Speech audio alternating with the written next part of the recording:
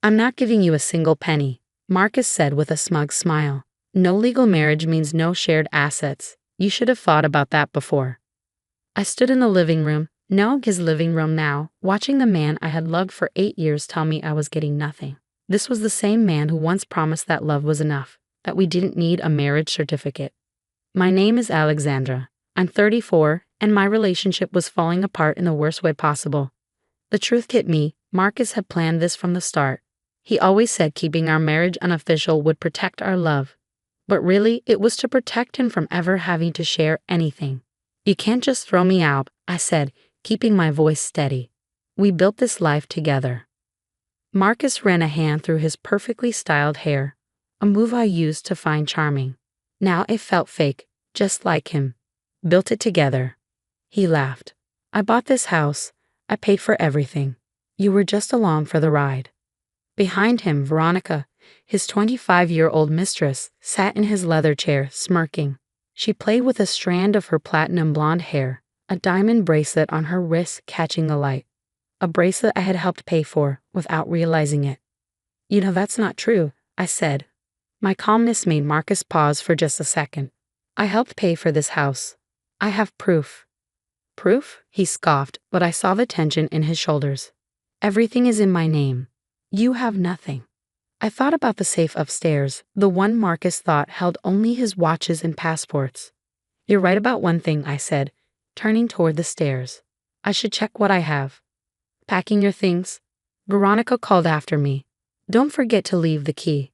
I ignored her and went upstairs. Behind a painting in our bedroom was the safe. Marcus had always laughed at my choice of artwork, calling it a waste of money. Now, as I moved the painting aside, I smiled. This wasn't just a safe, it was my backup plan. 6 months ago, I had found suspicious messages on Marcus's phone. That's when I had a second, hidden compartment installed. Marcus had no idea it existed. I heard footsteps behind me. Need help with the combination? Marcus asked, leaning against the doorframe. Or are you trying to steal my watches? You should check the safe yourself, I said, stepping aside. Rolling his eyes, Marcus walked over and entered the code, our anniversary date.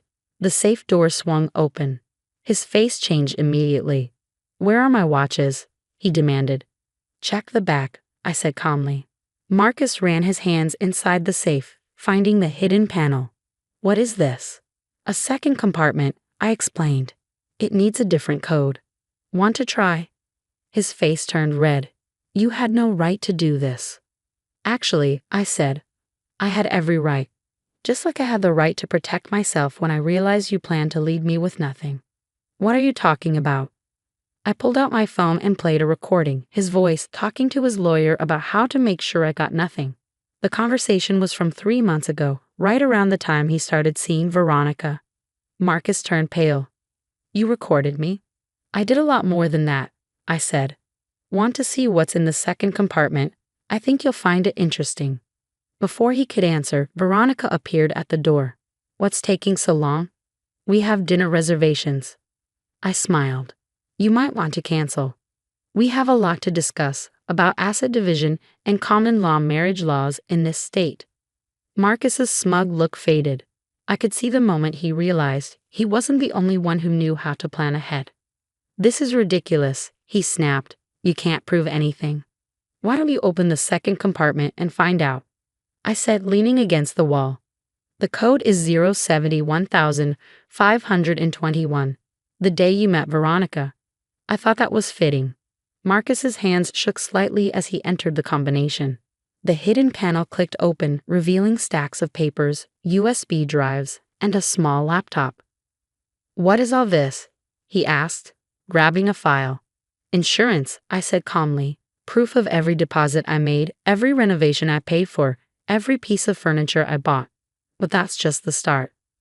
I opened a folder showing photos of Marcus and Veronica together, months before I was supposed to know about their affair. When someone moves money around suspiciously, a good investigator can find out a lot. Veronica stepped closer, trying to see the documents. That doesn't prove anything, she said. I smiled and pulled out another folder. Actually, it does. These bank statements show Marcus transferring money from our joint account to you, Veronica. The dates match your new car, designer clothes, and that bracelet on your wrist. Marcus lunged for the papers, but I stepped back. Careful. These are copies.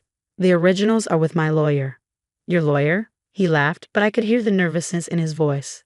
Since when do you have a lawyer? Since I found your emails to your lawyer about hiding assets from me.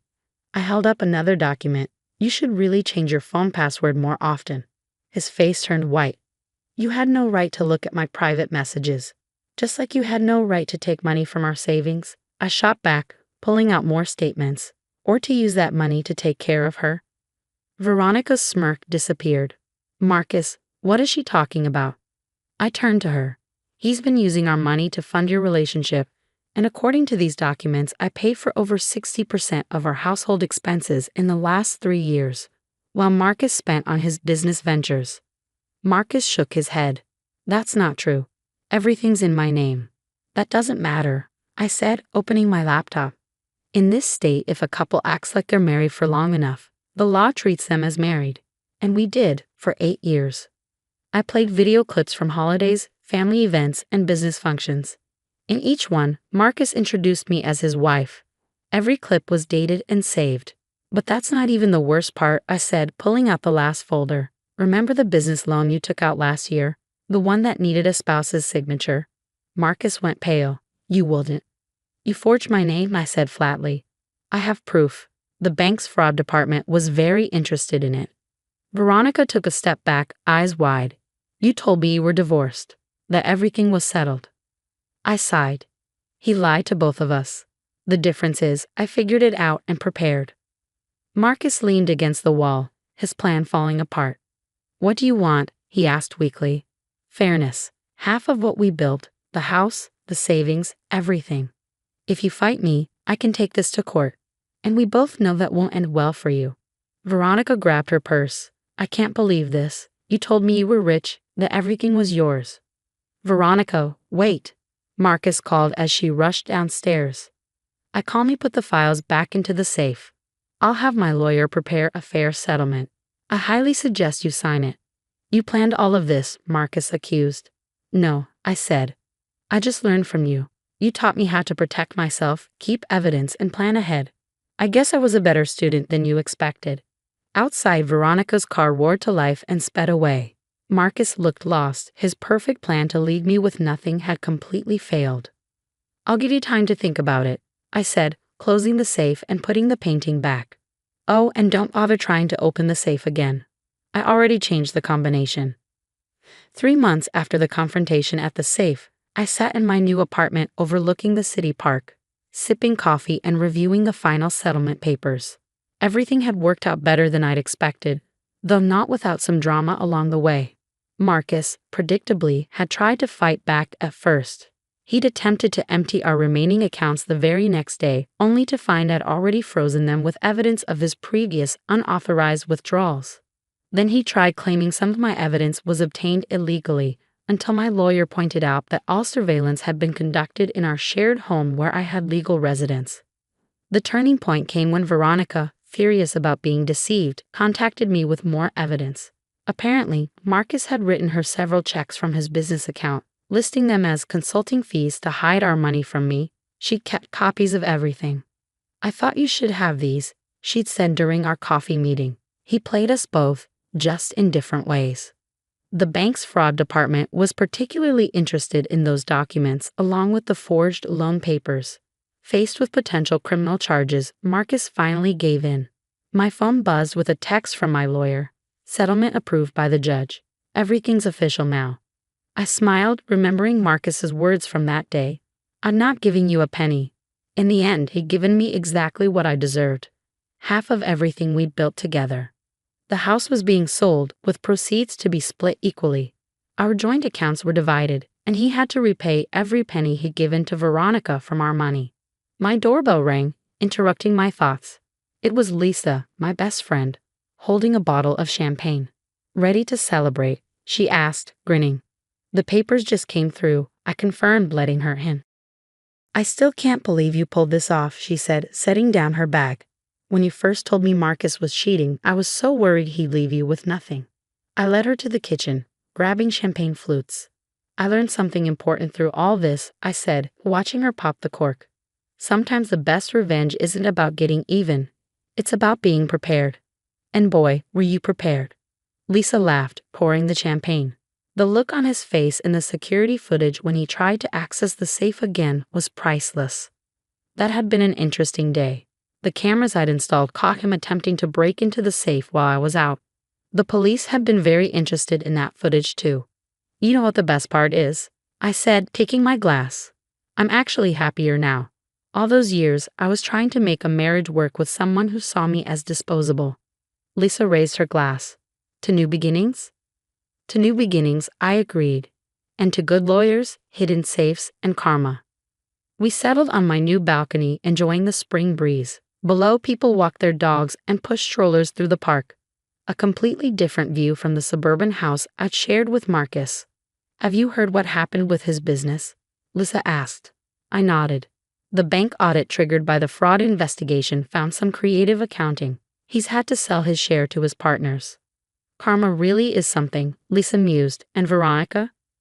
Last I heard, she's dating one of the bank investigators, I said, unable to hold back a laugh.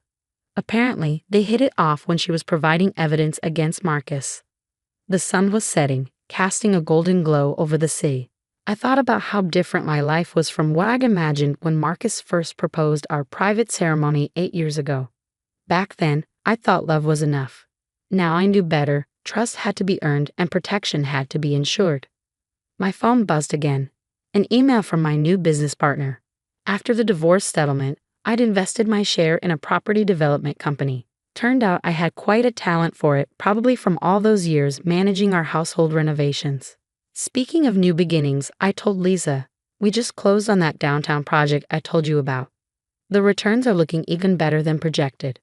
Look at you, she said proudly, from almost losing everything to building your own empire. I shook my head. I never almost lost everything. Even when Marcus thought he had me cornered, I was always 2 steps ahead. That's the difference between us. He planned to tear someone down, while I planned to build myself up. As the sky darkened and city lights began twinkling, I felt a deep sense of peace. The safe upstairs in my old house had held more than just documents. It had contained my freedom, my future, and my power to choose my own path. Marcus had taught me one valuable lesson. Always keep evidence, always plan ahead, and never let anyone make you feel powerless. It wasn't the lesson he'd intended to teach, but it was one I'd never forget.